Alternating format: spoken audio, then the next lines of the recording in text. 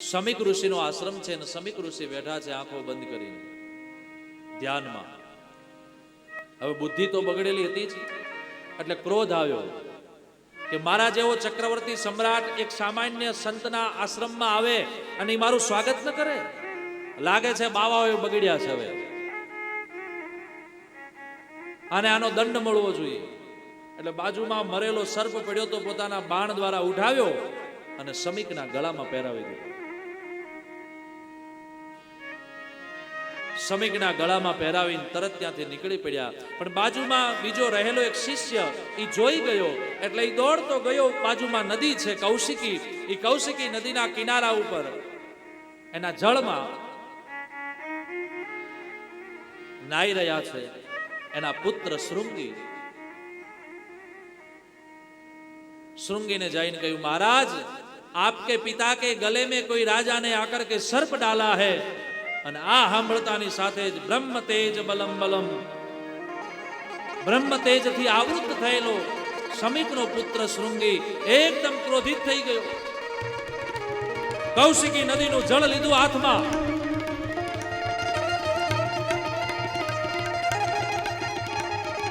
લાલ ચોળ થઈ ગયો. ઇત્યુક્ત્વારો સતામ્રાક્ષો, તાંબુ લાલ હોય ને એને પછી તપાવવામાં આવે ડબલ લાલ થાય. એમ એક તો બ્રાહ્મણનો દીકરો છે અને એમાં પછી ક્રોધ આવ્યો એટલે તેજસ્વી બનેલો, ક્રોધાગ્નિમાં આવેશમાં આવેલો એ બ્રાહ્મણનો દીકરો હાથમાં જળ લીધું અને કહી દીધું, મુખમાંથી વાક વજ્ર નીકળી પડ્યું કે મારા પિતાના ગળામાં જેને સર્પ પહેરાવ્યો છે એને બ્રાહ્મણોનું, ઋષિઓનું, વેદનું અને ભારતીય સંસ્કૃતિનો અનાદર કર્યો છે. એવો રાજા હોય કે પ્રજા હોય, હું આજે એને શ્રાપ આપું છું. એક બ્રાહ્મણનો દીકરો, એક ઋષિકુમાર નાથમાં જળ લીધું કૌશિકીનું, અને કૌશિકીનું જળ લઈ ભગવાન સૂર્યનારાયણ સામે જોઈને કહ્યું, હે સૂર્યનારાયણ, હું આને શ્રાપ આપવા જઈ રહ્યો છું. ઇતિ લંઘિત મર્યાદા, જેણે મર્યાદાનું ઉલ્લંઘન કર્યું છે. તક્ષક શબ્દ મે હની, આજથી હાથમાં દિવસે એને તક્ષક નામનો નાગ કરડશે અને એનું મૃત્યુ થશે. મુખમાંથી વાક વજ્ર નીકળી પડ્યું.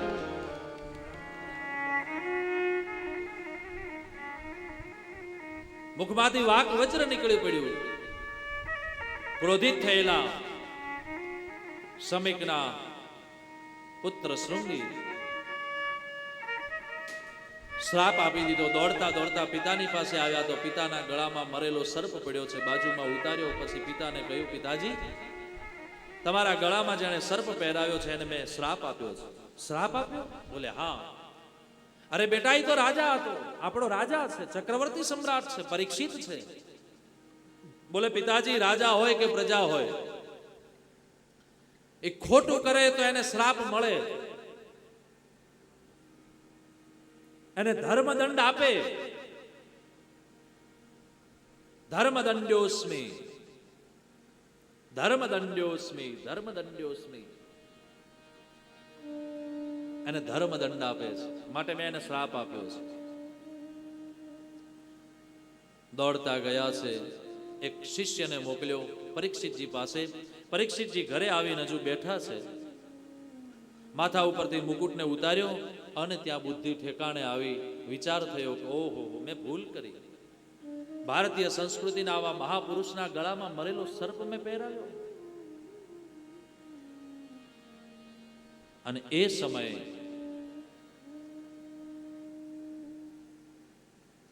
દોડતો એ શિષ્ય આવ્યો અને શિષ્યએ કહ્યું, મહારાજ, આપને શ્રાપ થયો છે. અમારા ગુરુના દીકરા શૃંગીએ તમને શ્રાપ આપ્યો છે. આજથી 7મા દિવસે તમને તક્ષક નામનો નાગ કરડશે, તમારું મૃત્યુ થશે, માટે તમારા જીવનની યાત્રાને તમે સંભાળો. પરીક્ષિતજી વિચારે છે કે સાચી વાત છે. હે પ્રભુ, હે નારાયણ, તે હારું કર્યું, મને દંડ આપ્યો. હું દંડને જ યોગ્ય છું. આવો દંડ મને ન મળ્યો હોત તો મારી બુદ્ધિ ઠેકાણે ના આવો. હું આને સ્વીકારું છું.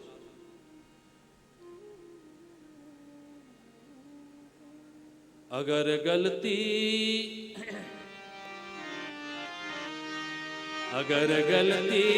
रुलाती है तो राहें भी दिखाती है। अगर गलती रुलाती है तो राहें भी दिखाती है। मनुज गलती का पुतला है जो अक्षर हो ही जाती है। यूं भरने को तो दुनिया में पशु भी पेट भरते हैं, पशु भी पेट भरते हैं, मगर जो बात कर जो ये खाए उसे इंसान कहते हैं। पथिक जो बांट कर खाए उसे इंसान कहते हैं। पथिक जो बांट कर खाए उसे इंसान कहते हैं, उसे इंसान कहते हैं। अगर गलती रुलाती है तो राहें भी दिखाती है। अगर गलती रुलाती है तो राहें भी दिखाती है। अगर गलती रुलाती है तो राहें भी दिखाती है। अगर गलती रुलाती है तो राहें भी दिखाती है। मनुज गलती का पुतला है जो अक्षर हो ही जाती है, जो अक्षर हो ही जाती है। पथिक जो बांट कर खाए, पथिक जो बांट कर खाए उसे इंसान कहते बात कर खाए उसे इंसान कहता है। पथिक जो बांट कर खाए उसे इंसान कहते हैं।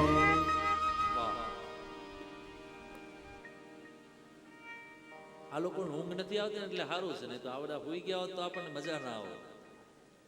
એ બધા મૂડમાં છે એટલે મને મજા આવે. यूं भरने को तो दुनिया में पशु भी पेट भरते हैं, मगर पथिक जो बांट कर खाए उसे इंसान कहते हैं. તો પોતાની ભૂલ સમજાણી અને તરત પકડ્યો રસ્તો ગંગાનો. અત્યારનું જે જૂની દિલ્હી ત્યાંથી નીકળ્યા અને અહીં રૂડકી, આપણે આગળ અહીંથી જે દિલ્હી રોડે નીકળીએ ત્યાંથી આમ પૂર્વમાં એક રસ્તો જાય છે સુકતાલનો. मेरठ रुड़की के बीच में कहीं है, मुजफ्फर नगर, हाँ ત્યાંથી પૂર્વ દિશામાં એ સુકતાલમાં આવ્યા ગંગાના તટ ઉપર. આજ ગંગા ત્યાં જાય અને ત્યાં બેઠા અનેક ઋષિઓને ખબર પડી કે ઓહો શ્રાપ થયો છે, હાલો હાલો આપણા પરીક્ષિતને જોવા માટે, આપણા ચક્રવર્તી સમ્રાટને જોવા માટે. અને બધા જ ઋષિઓ આવે છે. બધા ઋષિઓએ આવીને કહ્યું, મહારાજ આપને શ્રાપ થયો છે? હા પ્રભુ, મને એવી કથા સંભળાવો કે મારી મુક્તિ થાય. બોલે એ અમારું કામ નહીં, અમે તો તમને જોવા ને આ બધું જાણવા આવ્યા કે આ બધું શું છે. એ અમારું કામ નહીં કે તમને 7 દિવસમાં અમે મુક્તિ આપી દઈએ. જન્મ જન્મ મુનિ જતન કરાઈ, અંત સમય રામ આવત નાહી. જન્મ જન્મ મુનિ જતન કરાઈ, અંત સમય રામ આવત નાહી. જન્મો જન્મથી અમે જતન કરીએ પણ છતાંય અમને રામ ન મળતો હોય તો અમે તને 7 દિવસમાં હું બતાવીએ ભાઈ. પણ ત્યાં તો દેવર્ષિ નારદને ખબર પડી એટલે નારદજી ગયા સુખદેવજી પાસે. હે સુખદેવ, હે યોગીન્દ્ર, હે મહામુનિ, હે શંકરના અવતાર, મારા બાપ હાલો હવે ગંગાના તટ ઉપર. પિતાજી પાસેથી ભણેલું ભાગવત હવે તમે વહાવો ગંગાના તટ ઉપર. અને સુખદેવજી મહારાજ ગંગાના તટ ઉપર પ્રગટ થાય છે.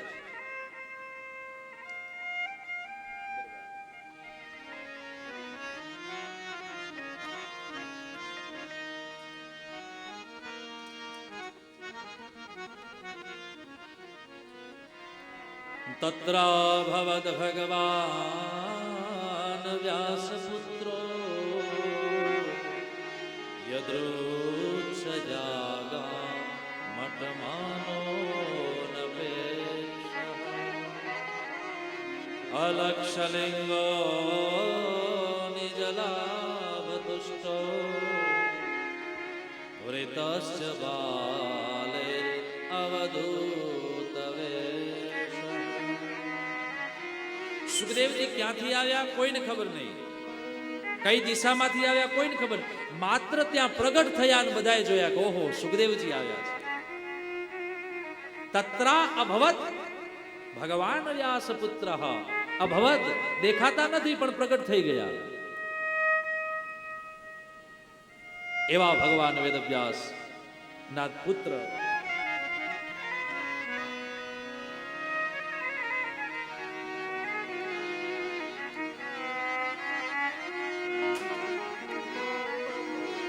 સુખદેવજીનું પ્રાગટ્ય થયું અને સુખદેવજી મહારાજે તતરા ભવત ભગવાન વ્યાસપુત્રો યદૃચ્છયાગા મઠમાનોદપેક્ષઃ અલક્ષલિંગો નિજલાભતુષ્ટો રેતસ્ય બાલે અવધૂત વેશ.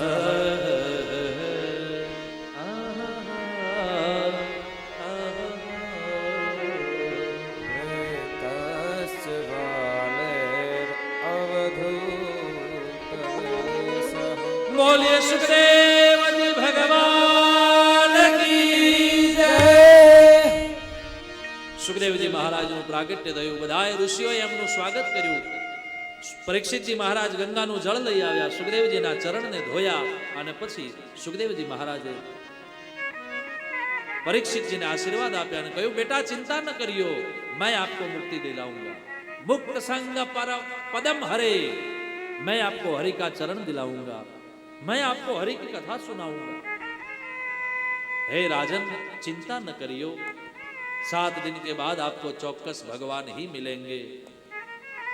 અને ત્યાં તો હળવું થઈ ગયું આખું. આપણે જ્યારે ચિંતામાં હોઈએ ને કોઈક આપણો હાથ પકડીને એમ કે ચિંતા ન કરતા હું છું ને, ભલે એની આપણે બીજી કોઈ જરૂર ન પડે, એની પાસે રૂપિયો લેવાની જરૂર ન પડે, પણ એને ખાલી આપણને હિંમત આપી એમાં તો આપણું કામ થઈ ગયું સાહેબ. એમાં સુખદેવજીએ કહ્યું ચિંતા ન કરીઓ, મેં બેઠા હું. અને પછી તો પહેલો વહેલો પ્રશ્ન કર્યો છે સુખદેવજીના ચરણમાં બેસીને પરીક્ષિતજી મહારાજે. જોજો પરીક્ષિતનો પ્રશ્ન કેવો છે. રાજા છે ને, રાજા સર્વજન હિતાય સર્વજન સુખાય વિચારે અને જગતના જીવ માત્રનું કલ્યાણ વિચારે, એનું નામ જ રાજા. બાકી પોતાના પેટ ભરવા માટે કે આપણે 2 કરોડનો ખર્ચો કર્યો છે ચૂંટણીમાં એટલે આપણને 3 મળવા જોઈએ ત્યારે સંસદની તૈયારી થાય, આવો વિચાર કરીને જે રાજા બને ને પ્રજાનું હિત ન કરે. પણ રાજા કેવો હોય પરીક્ષિતના વિચારોને જાણવા જેવા છે. શ્રાપ પોતાને મળ્યો છે, મરવાનું પોતાને છે, સાપ પોતાને કરડવાનો છે, સર્પ. પણ છતાંય પૂછવાનો જે પ્રશ્ન છે બહુ અદ્ભુત છે ભાગવતમાં. અત પૃચ્છામિ સંસિદ્ધિમ યોગિના પરમં ગુરુ ગુરુ સસ્યેહયં કાર્યં પ્રિયમાણસ્ય સર્વથા હે ગુરુજી, હું તમને પૂછું છું, અથ પૃચ્છામિ, હું તમને પૂછું છું, શું? હે યોગીઓના યોગી પરમ ગુરુ, તમારા ચરણમાં બેસી, હવે હું રાજા નથી, સામાન્ય વ્યક્તિ છું, પણ હું તમને પૂછું છું, પુરુષસ્ય હયત કાર્ય પ્રેયમાનસ્ય સર્વથા. ધ્યાન દેજો. હે ગુરુજી, જેને મરવાનું છે એવો જે મનુષ્ય છે, એવો જે માનવ છે, એના જીવનનું શેષ કર્તવ્ય શું? જગત માટે પૂછ્યું ને, નહીં તો એ એમ પૂછો કે હે ગુરુજી, મારે 7મા દિવસે મૃત્યુ છે, મારે મરવાનું છે, માટે મારું મૃત્યુ સુધરે એવું મને કંઈક કયો, એવો રસ્તો બતાવો, એવું પૂછી શકો પરીક્ષિત. પણ પરીક્ષિતજી એવું ન પૂછ્યું. પરીક્ષિતજી એ પૂછ્યું કે આ જગતમાં જે જીવ જન્મે છે એ જીવના ઉદ્ધાર માટેનું શેષ કર્તવ્ય કયું? કારણ કે જો આતા હૈ ઉસકો જાના હી જાના હૈ પ્યારે, ये तय है, ये पक्का है. અને જવા કરતા આવવાની ટિકિટ પહેલા વિચારીએ કે આપણને વળતા ટિકિટ મળે છે કે નહીં. જવામાં તો જતા રહેશું, પણ વળતાની ટિકિટમાં કેમ છે? એટલે એમ જતી વખતે તો જતા રહ્યા, એટલે કે આવતા રહ્યા, પણ હવે જે જવાનું છે રિટર્ન, એનું પણ પાક્કું છે. મૃત્યુ ધ્રુવ છે, નિશ્ચિત છે. આયા હૈ સો જાયેગા રાજા રંગ ફકીર, કોઈ સિંહાસન ચढ़ गया, कोई बांध गए जंजीर. जो आया है उसको जाना है. તો પરીક્ષિતજીનો પ્રશ્ન બહુ સુંદર મજાનો. પહેલા સ્કંદને વિરામ આપ્યો, બીજા સ્કંદમાં સુખદેવજીના મુખમાંથી શબ્દ નીકળ્યા, વર્યાને સતે પ્રશ્નઃ કૃતો લોક હિતો નૃપા. હે રાજા, ધન્યવાદ છે તમને, તમે આટલો સુંદર મજાનો પ્રશ્ન પૂછ્યો છે. साधु पृष्ठम त्वया साधु, मैं आपको साधुवाद देता हूं. तस्माद् भारत सर्वात्मा भगवान ईश्वरो हरि. हे परीक्षित, તમે તો એ કુળમાં જન્મ્યા છો કે જ્યાં હમણાં શ્રી કૃષ્ણ આ ધરાતલને છોડીને ગયા, એ જ પરમાત્માની કથા હું તમને કહેવા બેઠો છું, જેમણે તમારું રક્ષણ ગર્ભમાં કર્યું છે અને હવે તમારું રક્ષણ એની કથા કરી રહી છે. કેટલા તમે ભાગ્યશાળી છો. ઉત્તરાના ગર્ભમાં બચાવનાર શ્રી કૃષ્ણ છે, અને વળી પાછા શ્રાપ મળ્યો ત્યારે પણ કૃષ્ણની જ કથા એમને મુક્તિ આપી રહી છે. આવી સુંદર મજાની કથા. ભાઈ ઝાંખીવાળા તૈયાર હોય તો એક વખત એમની ઝલક આપણે જોઈ લઈએ ગિરીશભાઈ, અને પછી આપણે આગળની કથા બને એટલો શોર્ટ ટાઈમ લેજો.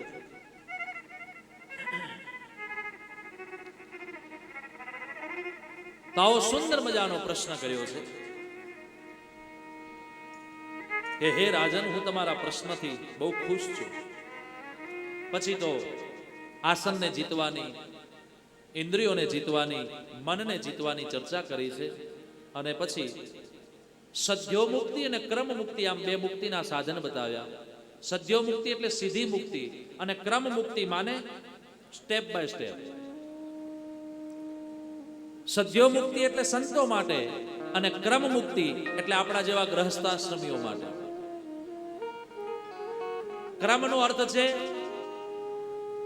બધું જ વ્યવહારિક કામ કરતા કરતા કરતા ભગવાનને ભજીને પાર ઉતરવું, એનું નામ ક્રમ મુક્તિ.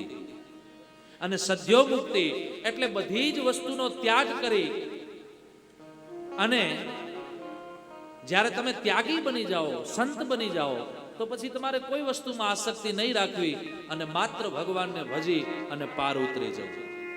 આવી બે મુક્તિના ક્રમ બતાવ્યા છે ભાગવતના પ્રારંભે, સદ્યો મુક્તિ અને ક્રમ મુક્તિ.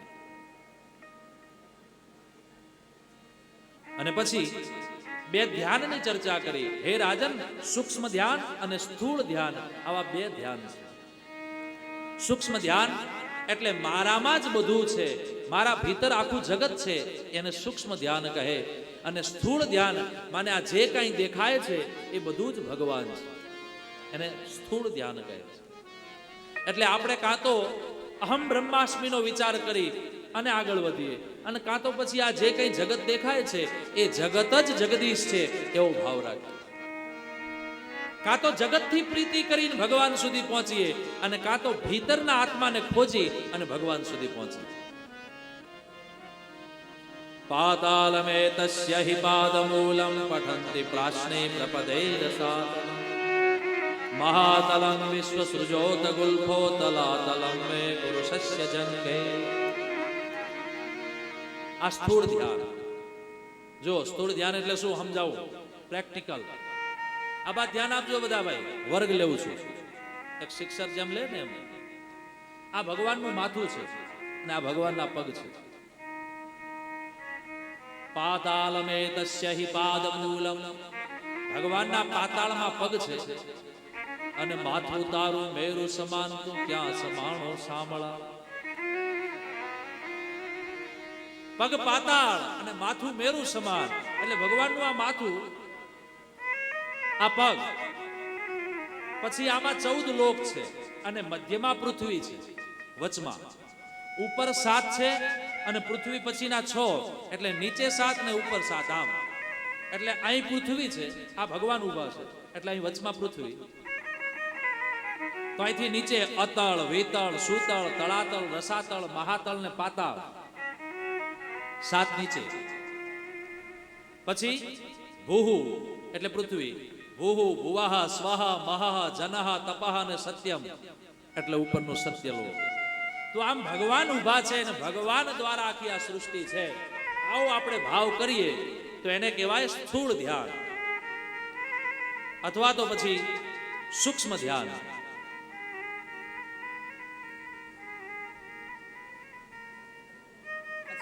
એમનું નાદ છે સાથે. अच्छा हमने संगीत चालू करी. आपके पास है क्या? अच्छा तो 1 मिनट में ये थोड़ा विषय पूरा कर लेता हूं, फिर आप बजाइए. तो ये आ सूक्ष्म स्थूल ध्यान थયું કે ભગવાન 7 લોક નીચે અને 7 ઉપર, આમ 14 લોકનો માલિક છે. આને સ્થૂળ ધ્યાન કહ્યું છે. અને સૂક્ષ્મ ધ્યાન એટલે આ બધું જ અંદર છે આપણા ભીતર, એવું માનીએ તો સૂક્ષ્મ ધ્યાન. અને આમ સ્થૂળ ધ્યાન અને સૂક્ષ્મ ધ્યાનની ચર્ચા કરી. આ મોટો સમુદ્ર છે એ ભગવાનનું પેટ છે. આ મોટી મોટી નદીઓ છે એ ભગવાનની નાડી છે. આ મોટા મોટા પહાડો એ ભગવાનના શરીરના અવયવો છે. અને આ મોટી મોટી વનરાઈ એ ભગવાનના રૂવાટા છે. આવું જે માને છે હે રાજન, એને ભગવાનમાં પ્રીતિ થાય છે. આમ સ્થૂળ ધ્યાન અને સૂક્ષ્મ ધ્યાનની ચર્ચા કરી. આગળની ચર્ચા આપણે થોડી વાર પછી કરીએ. બધા બેસજો, કોઈ ઊંઘમાં ન જતા, અને શાંતિથી આપણે આ નંદ ઘેરે આનંદ ભયો 12:30 વગાડવાના છે. હા, અને તમે કહેતા હો તો આઈ એગ્રી 2 વાગ્યા સુધી. આ બધાને કોઈ ડિસ્ટર્બ ન હોય તો, અને તમે બેહતા હો તો, બાકી નહીં. હાલો ભાઈ.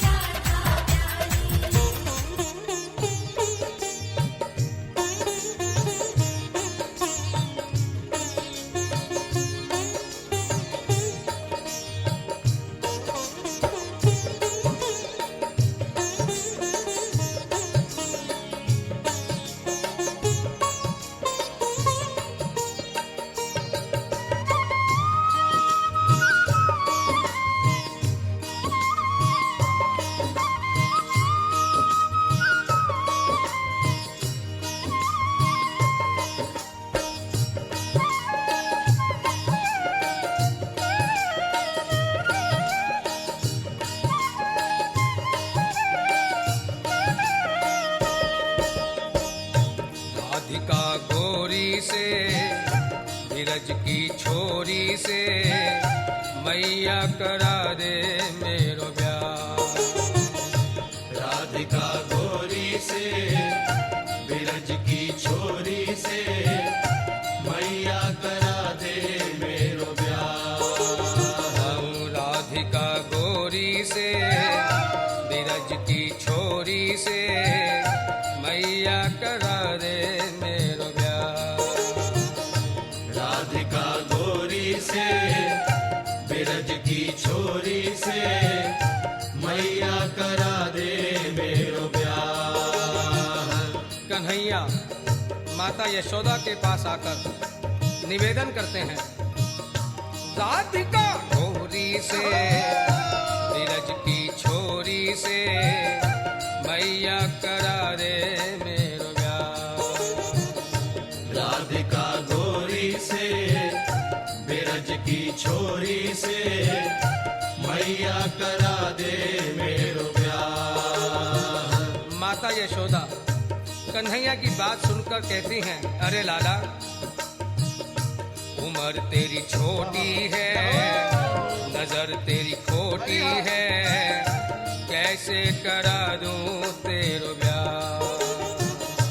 उम्र तेरी छोटी है, नजर तेरी खोटी है, कैसे करा दूं तेरो ब्याह। उम्र तेरी छोटी है, नजर तेरी खोटी है, कैसे करा दूं तेरो ब्याह। उम्र तेरी छोटी है, नजर तेरी खोटी है, कैसे करा दूं तेरो ब्याह। कन्हैया को माता यशोदा से इस जवाब की उम्मीद नहीं थी, अतः उन पर प्रेशर डालने के लिए, उन पर दबाव डालने के लिए उन्हें धमकी देते हैं, अरे मैया जो नहीं ब्याह कराए तेरी गैया नाए चढ़ाऊं। जो नहीं ब्याह कराए जय हो। तेरी गैया नाही चराऊं। जो नहीं ब्याह कराए तेरी गैया नाए चढ़ाऊं। जो नहीं ब्याह कराए तेरी गैया नाही चराऊं। आज के बाद मेरी मैया तेरी दहली पर न आऊं। आज के बाद मेरी मैया अरे मैया तेरी दहली पर ना आऊं। आज के बाद मेरी मैया तेरी दहली पर न आऊं। आज के बाद मेरी मैया तेरी दहली पर ना आऊं। आएगा रे मजा अब जीत हार का। राधिका गोरी से बिरज की छोरी से मैया करा दे मेरो ब्याह। राधिका गोरी से अरे मैया बिरज की छोरी से मैया करा दे मेरो ब्याह। लाला उम्र तेरी छोटी है, नजर तेरी खोटी है, कैसे करा दूं तेरो ब्याह। उम्र तेरी छोटी है, जय हो। नजर तेरी खोटी है, कैसे करा दूं तेरो ब्याह। कन्हैया देखते हैं कि उनके दबाव या धमकी का कोई भी प्रभाव माता पर नहीं पड़ता, तो वे उसे उन्हें एक भविष्य के सुखद चित्रण का अनुभव कराते हैं। भैया चंदन की चौकी पर मैया तुझको बैठाऊं। चंदन की चौकी पर अरे मैया तुझको बैठाऊं। चंदन की चौकी पर मैया तुझको बैठाऊं। चंदन की चौकी पर मैया तुझको बैठाऊं। अपनी राधा से मैं चरण तेरे दबवाऊं। अपनी राधा से मैं अरे मैया चरण तेरे दबवाऊं। अपनी राधा से मैं चरण तेरे दबवाऊं। अपनी राधा से मैं चरण तेरे दबवाऊं।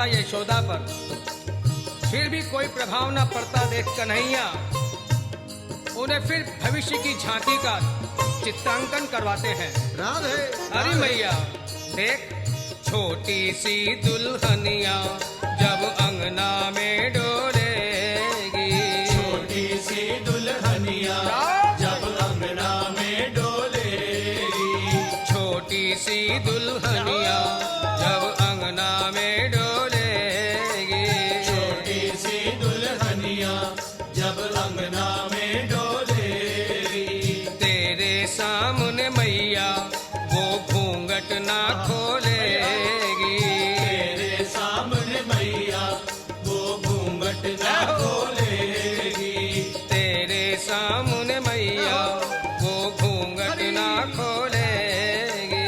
तेरे सामने मैया वो अरे घूंघट ना मैया। खोलेगी। दाऊ से जा कहो बैठेंगे द्वार पे, राधिका गौरी से बिरज की छोरी से मैया करा रे मेरो ब्याह।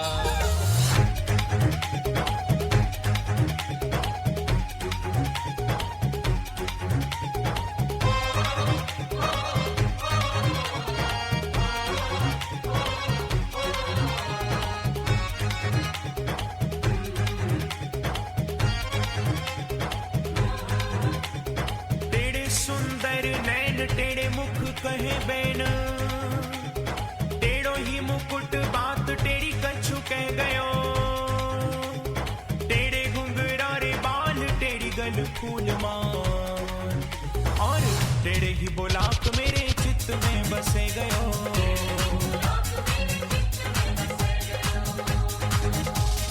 तेरे पग ऊपर नुपुर झनकार करे, तेरी बांसुरी बजाए चित चुरे गयो, ऐसे टेढ़े टेढ़े इनको ध्यान धरे माया राम। हाँ, लटपटी पाग सो लपेट मन ले गयो, ओ लटपटी पाग सो लपेट मन ले गयो।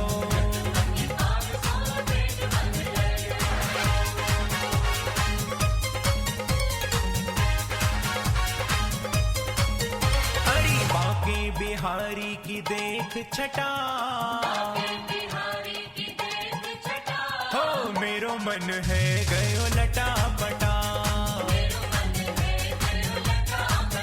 हाँ लटा पटा हेरी लटा पटा, अरे बाके बिहारी की देख छटा, अरे मेरो मन है गयो लटा पटा, अरे मेरो मन है गयो लटा पटा।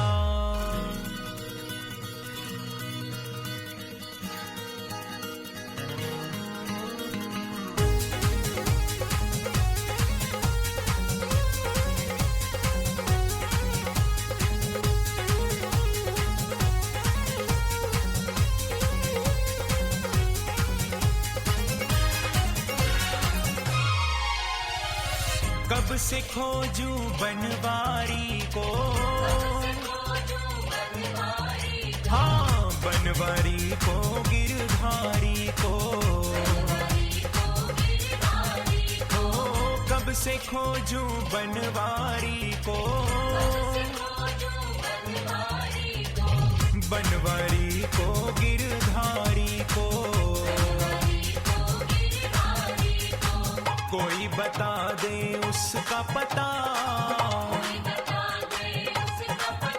अरे मेरो मन है गयो लटा पटा, लटा पटा हाँ लटा पटा,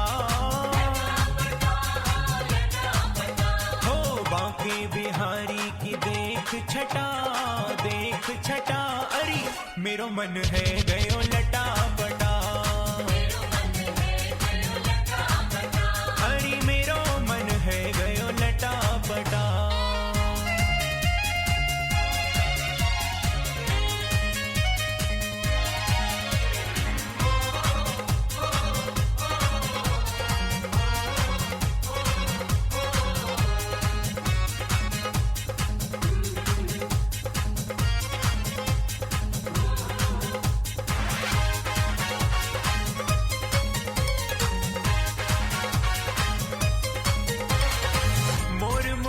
श्यामल तन धारी,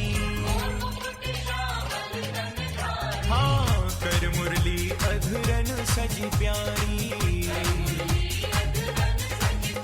हो मोर मुकुट श्यामल तन धारी,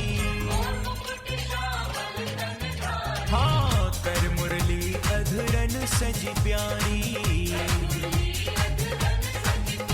और कमर में बांधे पीलो पटा, अरे मेरो मन है गयो लटा पटा, हो लटा पटा, हाँ लटा पटा, हो बांके बिहारी की देख छटा, अरे मेरो मन है गयो लटा पटा, अरे मेरो मन है गयो लटा पटा।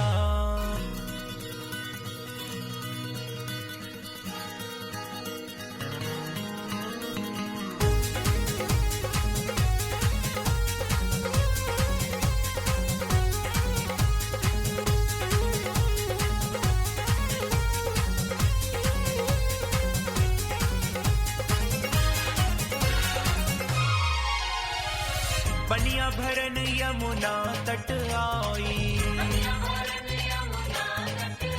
हाँ बीच में मिल गए कृष्ण कन्हाई, ओ बनिया भरन यमुना तट आई, अरे बीच में मिल गए कृष्ण कन्हाई, और फोड़ दियो पानी को घटा, अरे मेरो मन है गयो लटा पटा, हाँ लटा पटा हेरी लटा पटा, हो बांके बिहारी की देख छटा, अरे मेरो मन है गयो लटा पटा, अरे मेरो मन है गयो लटा पटा।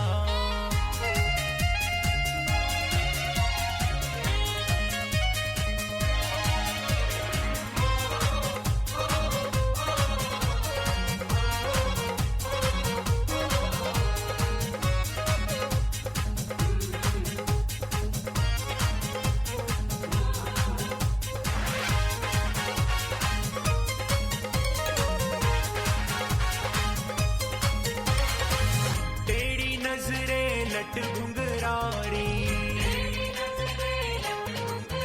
हाँ मार रही मेरे दिल पे कटारी,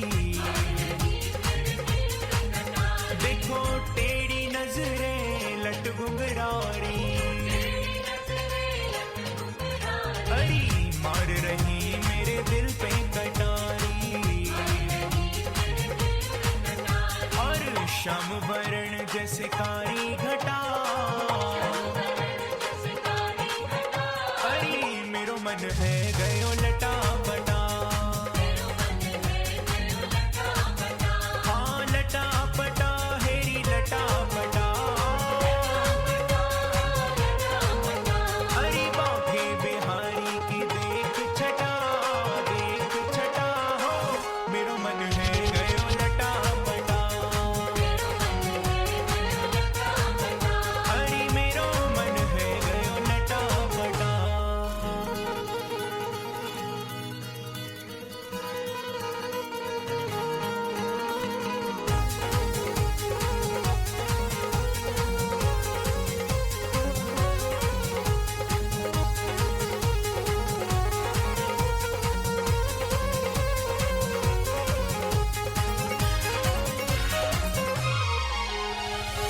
मिलते हैं उसे बांके बिहारी,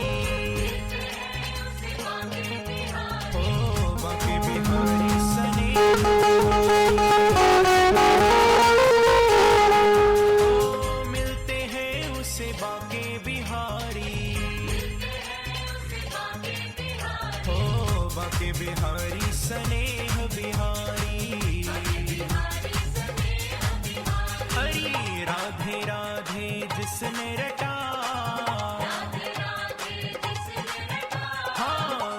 मन है गयो लटापटा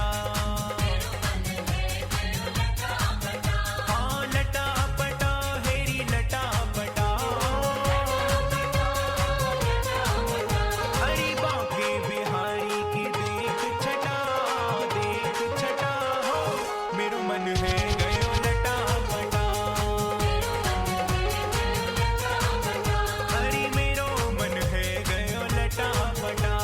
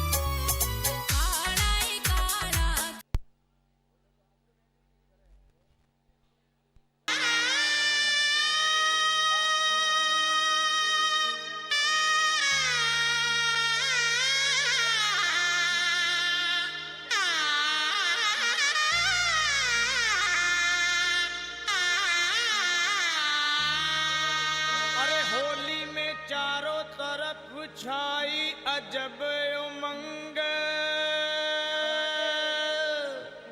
जगह जगह है ढोलक बजते और बज रहे चंग